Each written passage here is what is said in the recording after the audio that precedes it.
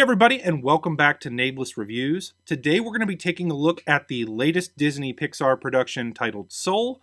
Before we get into the review, make sure to smash the like button to help with the algorithm, and subscribe to the channel to be updated when I release new reviews. Also, you can always check out my older reviews by looking at the playlists.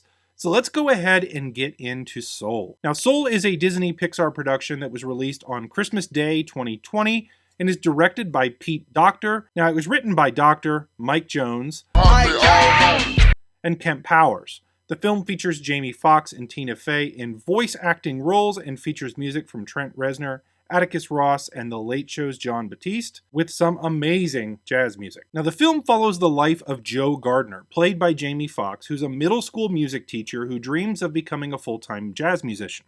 Now, early in the movie, he finally gets his big break, playing alongside a famous jazz musician, and he feels as though he's about to achieve his lifelong dream, until he quickly dies through falling through an open manhole. Now, he doesn't feel ready to die, and he wants to go back to his life so he can finally live out his dream as he was so close. In the process, he ends up as the mentor in the afterlife to 22, who is played by Tina Fey. Now, 22 is a soul who frankly does not want to be alive, and would rather stay in the limbo world that she's lived in, which is kind of the opposite of Joe's desire to live. Now, I won't go much further into details because there is a major twist, and it's a big spoiler, but the movie turns into sort of a journey of self-discovery for both of them. It's sort of like half buddy cop, half self-discovery, and it touches on some very serious topics. So first, let's talk about this story and script. First of all, I want to say, this is absolutely not a kid's movie. It's the most adult cartoon that I have ever seen, and it's not because of nudity or swearing, because there's absolutely none of that.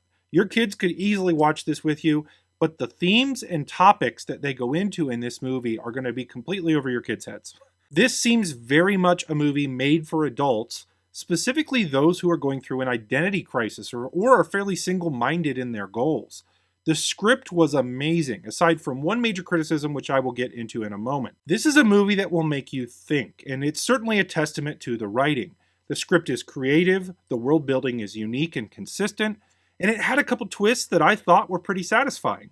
The banter is funny, and the movie kept me entertained throughout. Now, the only issue I had with the script and the plot was that the movie, towards the end, sort of falls into the white savior trope for the main character.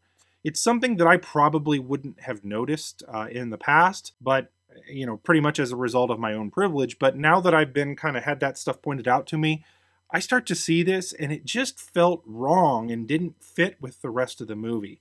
That's probably the biggest thing I can say, is it was just a feeling as I was watching it where, gosh, why did they do that? Because this would have been perfect otherwise. Now, for a movie that I would say is a progressive movie, at least as progressive as I've seen as a cartoon can be, as racial issues go, this just felt like a poor choice in my opinion. So when you watch the movie, you'll see what I'm talking about. That's really my only criticism of the script. Outside of that, though, I loved the dialogue, loved the script, and I'm going to give the film an 8 out of 10 for plot and script, despite that one big criticism I have. Now, as the acting goes, I thought it was pretty good. Voice acting is always a little bit different, and I thought the various roles were really well cast. Jamie Foxx as the protagonist, Joe Gardner, was great and super believable. I'm a huge fan of Jamie Foxx in general. He's an actor with quite a bit of acting range. He can pull off funny, he can pull off musical, he can pull off intelligent, he can pull off badass. He does it all. He comes off in this movie as very passionate about music, which is something that I know he is in real life, and was one of the reasons that Pete Docter went after him for this role. He was a great casting choice. Tina Fey is funny and entertaining as always as 22. Graham Norton was great as Moonwind, who's sort of a hippie spiritual sign twirler. You will love his character. And I especially loved Rachel House's performance as Terry, who's sort of like the counter in the afterlife.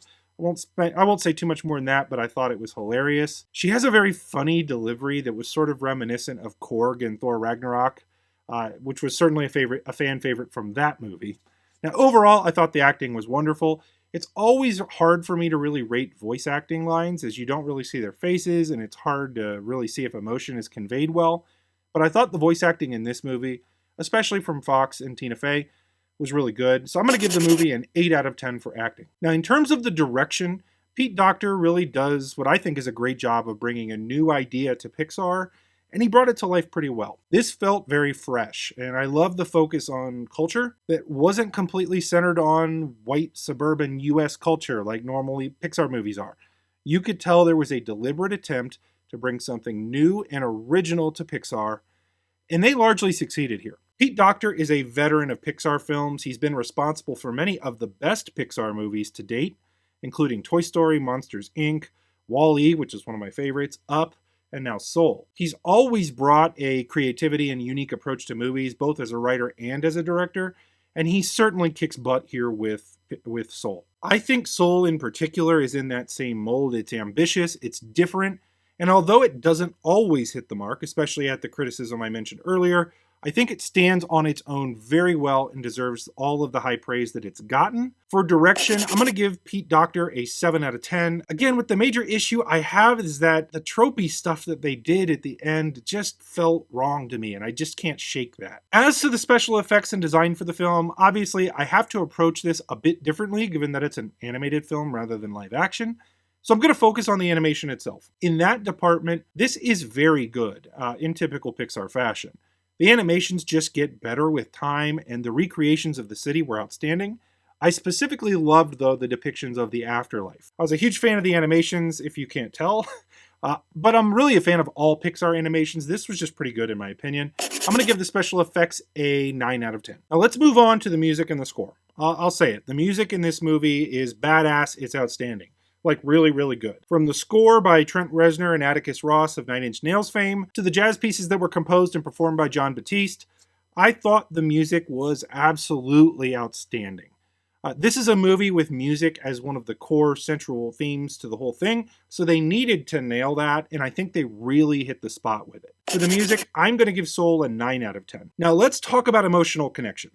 Like I mentioned earlier, this may be an animated movie, but it is far from a kid's movie. This is a movie that talks about purpose, fulfillment, and living life for the moment. The movie connects in a way that most animated movies would not, and I think that regardless of the audience, this movie has a lot of merit. The only real criticism here is the same one I mentioned earlier. I think the emotional hit might have been more powerful if the story hadn't drifted off a bit in its third act, and again, gone to that white savior trope. I think there were some different directions they could have gone with the ending that would have made this a very powerful movie, in my opinion. Other than that, though, the movie's powerful, and it left me thinking. I definitely felt it. So I'm going to give Soul an 8 out of 10 for emotional connection. Lastly, let's talk about fun and rewatchability. The movie was very thought-provoking, funny at times, and certainly entertaining.